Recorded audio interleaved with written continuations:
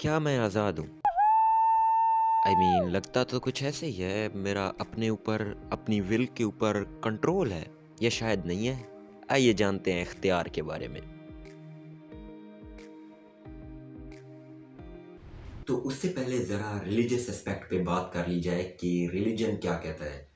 نیچے time lapse موجود ہے، اگر آپ یہ نہیں دیکھنا چاہتے تو اسکپ کر کے آگے بھی جا سکتے ہیں۔ That's what religion is. تو یہ تقریباً 7ویں صدی کے اختتام کی بات ہے کہ جب اسلام دمشق وغیرہ میں پھیل چکا تھا تو وہاں پر مقامی لوگوں نے مسلمانوں سے کچھ لاجیکل کوسچنز پوچھنے شروع کر دیے، اور وہاں پر مسلمانوں کو مشکلات کا سامنا ہوا۔ تو وہاں پر عقلی دلائل دینے کی وجہ سے مسلمانوں میں دو مین طبقے بن گئے، ایک تھا جبریہ اور ایک تھا قدریہ۔ جبریہ وہ تھے جو کہتے تھے کہ انسان کے پاس اختیار اپنا تو کچھ نہیں ہے، بلکہ اس کی تقدیر لکھ دی گئی ہے۔ اور دوسرے تھے قدریہ والے، وہ کہتے تھے کہ انسان کے پاس اپنا اختیار موجود ہے اور اس کی بنا پر اس سے حساب لیا جائے گا۔ اس کی وجہ سے ان میں کافی بحث و مباحثہ بھی ہوتا تھا۔ تو دونوں فریق کافی مضبوط دلائل قرآن و حدیث سے ڈھونڈ کر لاتے تھے، جیسا کہ اب جبریہ والے یعنی جو کہتے تھے کہ انسان کے پاس کوئی اختیار نہیں ہے بلکہ تقدیر ہی سب کچھ کرتی ہے، وہ سورۃ الانعام آیت نمبر 125 کا حوالہ دیتے تھے کہ جس شخص کو خدا چاہتا ہے ہدایت بخشے اس کا سینہ اسلام کے لیے کھول دیتا ہے، اور جس کو چاہتا ہے گمراہ کرے اس کا سینہ تنگ کر دیتا ہے۔ تو اسی طرح وہ سورۃ البقرہ کی آیت نمبر 7 بھی پیش کرتے تھے کہ جس میں لکھا ہے کہ اللہ تعالیٰ نے کافروں کے دلوں پر مہر لگا دی ہے، یعنی ان کا اس میں کچھ اختیار نہیں ہے۔ اسی طرح وہ احادیث بھی پیش کرتے تھے کہ جس میں سے صحیح مسلم کی ایک حدیث ہے کہ انسان کا دل اللہ کی دو انگلیوں کے درمیان ہے، وہ جدھر اس کو چاہتا ہے پھیر دیتا ہے۔ تو یہ اپنے دلائل میں یہ لاتے تھے آیات اور حدیث۔ اسی طرح قدریہ والے جو تھے، جو کہتے تھے کہ انسان کے پاس اپنا اختیار موجود ہے تبھی انسان سے حساب لیا جائے گا، تو وہ بھی اپنے حق میں دلائل لاتے تھے۔ تو وہ سورہ کاف کی آیت نمبر 29 اپنے حق میں لاتے تھے کہ حق آ چکا ہے، اب جو چاہے اسے قبول کرے اور جو چاہے نہ کرے، کہ ہم نے انسان کو راستہ دکھا دیا ہے، اب وہ چاہے تو شکر گزار بنے اور چاہے تو ناشکری کرے، یعنی انسان کے پاس اپنا اختیار موجود ہے۔ اب اسی طرح کچھ آیات تھی جو کہ دونوں گروہوں کی حق میں جاتی تھی، جیسے کہ سورۃ نحل کی آیت کہ اگر ہم چاہتے تو سب کو ایک جماعت بنا دیتے، لیکن اللہ جسے چاہتا ہے گمراہ کرتا ہے۔ اب یہ جو حصہ تھا وہ جبریہ کے حق میں جاتا تھا کہ انسان کے پاس کوئی اختیار نہیں ہے، وہ پہلے سے بنائی ہوئی تقدیر پر ہی چل رہا ہے۔ اور لیکن اس آیت کا دوسرا حصہ جو تھا کہ جو عمل تم کرتے ہو قیامت کے دن تم سے ان کے بارے میں پوچھا جائے گا، اب انہی اعمال کا پوچھا جائے گا جن کا انسان کے پاس اختیار ہو، اگر اختیار ہی نہ ہو تو پھر حساب لینے کا تو کوئی مقصد ہی نہیں ہے۔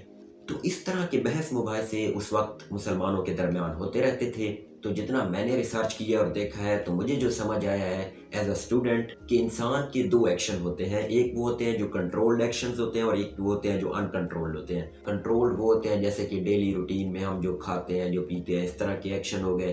ان کنٹرولڈ وہ ہوتے ہیں جیسے کہ کوئی نیچرل فینومینا ہو گیا، بارش وغیرہ۔ تو جب میں 9th کلاس میں تھا تو میں نے اپنے ایک ٹیچر سے پوچھا تھا کہ انسان کے پاس اختیار ہے یا نہیں، یعنی اگر انسان کے پاس اختیار ہے تو یہ کیسے ہے کہ اللہ تعالیٰ سب جانتا ہے کہ انسان یہ کرنے والا ہے وہ کرنے والا ہے، یعنی یہ تو پھر پیچھے سے لکھا ہوا ہے۔ وہ کہتے تھے کہ جیسے اب میں کسی کو بال مارتا ہوں، اب مجھے پتہ ہے کہ یہ اس کو جا کے لگنے والی ہے، تو میرا تو اختیار تھا نا کہ میں اس کام کی طرف انکلائن ہوا۔ اب اس وقت تو یہ باتیں مجھے نہیں سمجھ آتی تھی، لیکن پھر آہستہ آہستہ اب میں نے جب دیکھنا شروع کیا تو تھوڑا بہت یہ میرے ذہن میں آنا شروع ہو گیا کہ ہمارے اختیار میں کسی کام کی طرف انکلائن ہونا ہے، آگے وہ ہوتا ہے یا نہیں ہوتا وہ اب خدا کے اختیار میں ہے۔ اب جیسا کہ ہجرت کی رات کفار نے نبی پاک صلی اللہ علیہ وآلہ وسلم کو قتل کرنے کا منصوبہ بنا لیا تھا نعوذ باللہ، تو انہوں نے تو اپنی نیت شو کر دی، وہ اس کی طرف انکلائن ہو گئے، انہوں نے اپنی پوری کوشش کی، پر آگے وہ نہیں ہوا، وہ اس میں اللہ کی مرضی تھی۔ اب وہ کہتے تھے جیسے کہ دنیا میں بہت سے لوگ مختلف چیزوں کے بارے میں پریڈکشنز کرتے ہیں، میں کسی چیز کے بارے میں پریڈکشن کرتا ہوں جو کہ بہت آبویس ہوتی ہے کہ یہ ہونے والا ہے۔ اب اس کی کئی مثالیں ہیں، فار ایگزامپل میں کہتا ہوں کہ بال میں اوپر پھینک رہا ہوں تو یہ نیچے بھی آئے گی۔ اسی طرح اب یہ ہماری نالج کے حساب سے، اب اللہ جو ہے، خدا جو ہے، کریٹر جو ہے، اس کی نالج کا تو کوئی احاطہ نہیں ہے نا، اس کی نالج اور اس کی وزڈم تو لامحدود ہے، انفائنائٹ ہے۔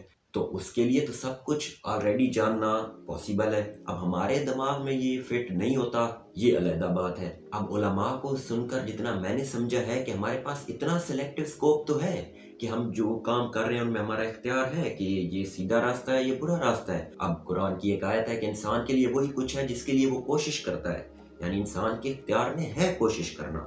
تو اتنا تو انسان کے پاس سلیکٹو اسکوپ ہے کہ اس سے قیامت کے دن حساب لیا جائے گا.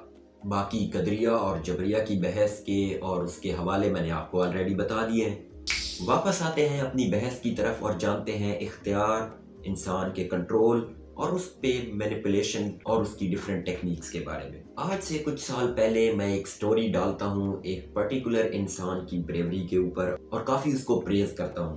آج جب میں جا کے اپنا وہ فیڈ کھولتا ہوں تو مجھے کرنج ہوتا ہے کہ میں کتنا اگنورنٹ تھا کہ میں نے اس بندے کی پریز کی تھی. اب ایسا کیوں ہوا؟ یا پھر مجھے مینیپولیٹ کر لیا گیا کسی پرٹیکولر گروپ کی طرف سے کہ میں وہ پوسٹ ڈالنے پہ مجبور ہو گیا. کیونکہ یہ ہے ہم میڈیا، پروپیگنڈا اور مینیپولیشن سے گھرے ہوئے، اور کہیں اسی مینیپولیشن کے اندر آتے ہوئے ہم ڈیفرنٹ ایکشنز کر بیٹھتے ہیں. جیسا کہ میں نے وہ پوسٹ کر دی تھی، وہ تھی محنت ان کئی لوگوں کی جنہوں نے گھنٹوں بیٹھ کر وہ انفارمیشن کو ایسے بنایا کہ آپ کو مینیپولیٹ کریں اور آپ کے مائنڈ پہ جو وہ نقش چھوڑنا چاہتے تھے وہ چھوڑ کے جائیں، یعنی جو امپیکٹ وہ ڈالنا چاہتے تھے آپ پہ وہ ڈالیں. کچھ لوگ بیٹھے ہیں جو کھیل رہے ہیں ہمارے مائنڈز کے ساتھ، ہمارے اوپینینز کے ساتھ، جس طرف چاہتے ہیں ہمارے اوپینینز کو شیپ کر دیتے ہیں. ساری مارکیٹنگ، میڈیا اور پی آر کا اور کیا ہی کام ہوتا ہے. They put effort so they can shape your opinion according to them and then you share their agenda like I did. کس بندے کو ہیرو بنانا ہے، کب بنانا ہے اور کب اسے پھر ولن بنانا ہے، سارا کچھ یا تو ڈیسائیڈ ہو رہا ہوتا ہے یا آلریڈی میں بھی ہو چکا ہوتا ہے. اب اس سے زیادہ میں کچھ نہ بولوں، واپس آ جاؤں میں. اختیار کو کنٹرول کرنے کی کافی اسٹریٹجیز بنائی جاتی ہیں جسے ہم مینیپولیشن کہتے ہیں، اور اس کے کئی سارے پرنسپلز ہوتے ہیں. ایک کامن ٹیکنیک جو کہ بہت زیادہ یوز کی جاتی ہے اور ہمارے سامنے ہی ہو رہی ہوتی ہے اور کبھی کبھار ہم نوٹس نہیں کر پاتے. آپ کو یاد ہوگا کہ بچپن میں ایک ہی برانڈ کی دو پینسلز آتی تھی اور اس کے پیچھے پھر ہم بچے لڑ رہے ہوتے تھے کہ یہ والی پینسل بیٹر ہے یا یہ والی پینسل بیٹر ہے. بس دو برانڈز بنا دیے جاتے ہیں تاکہ پبلک کے اوپینین کو ڈائیورسیفائی کر دیا جائے، تاکہ لوگوں کے پاس زیادہ سے زیادہ دو ہی آپشن ہو اور دونوں ان کے ہی ایجنڈا کے مطابق ہو. اب یہ ٹیکنیک ان پروڈکٹس کے علاوہ پولیٹکس میں بھی ہو سکتی ہے. جیسا کہ میں الیکشن میں کھڑے ہو جائیں اور لوگوں کو لڑانا شروع کر دیں اور دو ڈیفرنٹ ایجنڈاز پیش کر دیں، تو اب لوگوں کے پاس آپشن کیا ہوگا؟ یا تو یہ یا تو یہ. اگر یہ چوز کریں گے تو میں، اور اگر یہ چوز کریں گے تو میں. امیجن کریں کہ آپ کچھ خریدنے کے لیے گھر سے باہر نکلیں اور سب شاپ کیپرز کو پتہ ہو کہ آپ کیا خریدنے والے ہیں اور کس پرائس رینج کے اندر خریدنے والے ہیں. کتنا کریپی اور عجیب ہو جائے گا یہ سب. اتنی ہی کریپی ہے سوشل میڈیا اور موبائل ایپس کی یہ کوشش کہ وہ آپ کو اپنا آئیڈیل کسٹمر بنا لیں اور زیادہ سے زیادہ اپنا ایڈکٹ بنا لیں، تاکہ کسی طریقے سے آپ اپنا اختیار کھو دیں اور انہی کے دیے ہوئے پاتھ کو اپنا اختیار سمجھ لیں. You are losing control. Now the question is کہ وہ ایسا کرتے کیسے ہیں؟ بیسیکلی اب اس میں تین کیٹیگریز آتی ہیں. نمبر 1 ہے فیئر، کہ وہ آپ کے کسی بھی چیز کو لے کر فیئر، ڈر کو استعمال کر کے آپ سے ڈیفرنٹ چیزیں کروا سکتے ہیں. نمبر 2 کمیونل ہیٹ، یعنی کسی خاص پارٹی، کسی خاص کمیونٹی، کسی خاص گروپ کے خلاف آپ کو بھڑکا کر یا آپ کی ہیٹ کو بڑھا کر اپنے ایجنڈا کو پروموٹ کرنا. اور نمبر 3 ہے بائسنس، یعنی آپ کے بائس کو استعمال کرنا کہ آپ کو کسی خاص اوپینین، کسی خاص نظریے، کسی خاص گروپ کے ساتھ بائس کر دیا جاتا ہے اور پھر اس گروپ کے لیے کلٹ بنا دی جاتی ہے، یعنی پھر اس کے خلاف آپ کچھ سن بھی نہیں سکتے. Once you fall into their propaganda, they will use your identity, your voice to promote their agenda. یعنی اگر آپ ایک بار ان کے پروپیگنڈا کا حصہ بن جاتے ہیں تو پھر وہ آپ کی آواز، آپ کی شناخت کو استعمال کریں گے اپنے مقاصد کے حصول کے لیے. They have their own agenda. اب اس کو بھی کرنے کے ڈیفرنٹ طریقے ہیں، جن میں سے مین 3 میں نمبر 1 ہے ہائپڈ اپ ایموشنز، یعنی آپ کے ایموشنز کو اتنا ہائپ کر دیا جائے گا کہ وہ آپ کے مائنڈ کے ریشنل پارٹ کو کراس کر دیں گے. یعنی آپ سوچ سمجھ نہیں سکیں گے کسی سچویشن کے بارے میں، بلکہ آپ ایموشنلی ایکٹ کریں گے. اب نمبر 2 ہے ریلیجس سینٹیمنٹس، یعنی آپ کے مذہبی جذبات کو بھڑکا کر اپنے مقاصد کا حصول کرنا. فار ایگزامپل ہم ایک امیجنری ہیڈ لائن سپوز کر لیتے ہیں کہ اے مین بلیڈ اے مین. اوکے، اب اس میں کچھ غلط نہیں ہے، بٹ لیکن اس میں اتنی اٹینشن نہیں ملے گی. لیکن اگر آپ دونوں آدمیوں سے پہلے کوئی بھی ڈفرینٹ گروپس، ڈفرینٹ ریلیجنز، یعنی جو آپس میں کانٹراڈکٹ کرتے ہوں، وہ ایڈ کر دیں گے تو اس میں ایموشنز کے ہائپ ہونے کے چانسز بڑھ جائیں گے. بیسیکلی یہ کیا کرتے ہیں کہ آپ کے کسی بھی ریلیجن کی طرف جو آپ کے جذبات ہیں، جو بھی ایموشنز ہیں، ان کا فائدہ اٹھاتے ہیں اور ان کو کیپٹلائز کر کے آپ کے اختیار کو آپ سے چھین لیتے ہیں. اور جو تیسرا میتھڈ ہے کیٹیگرائزیشن، یعنی ڈیوائڈ کر دینا لوگوں کو ان کے اوپینینز، ان کے نظریات کی بیس پہ. And trust me they take people to such extent that they can't further tolerate each other. Like لوگوں کو وہ اتنی حد تک لے جائیں گے کہ وہ آپس میں ایک دوسرے کو برداشت بھی نہیں کر سکیں گے، صرف اوپینینز کے کلیش کی وجہ سے. اگین جو سارے پوائنٹس میں نے بتائے ہیں یہ آپ کی انٹرپریٹیشن پر ہے، آپ ان کو کیسے سوچ سکتے ہیں اور کتنی ایگزامپلس فٹ کر سکتے ہیں.